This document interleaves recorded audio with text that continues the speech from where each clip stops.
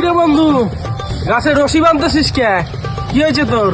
আর বলিস না ভাই, অনেক টাকা ঋণ হয়ে গেছে, তাই ভাবতেছি এবার গাছের রশিটা বাইন্ধে খুলে পড়ি।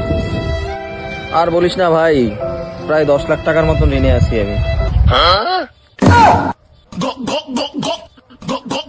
আরে হাই ভাই, যে পাতলা রশি নিছিস তুই, বেকার আরো ছিঁড়ে পড়ে যাবি, হসপিটালে যায় আরো ভর্তি হতে হবে তোকে, ওইখানে আরো টাকা ধ্বংস হবে।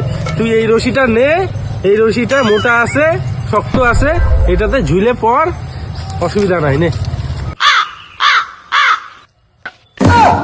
আমি যেদিন শ্মশান ঘাটি বাঁশের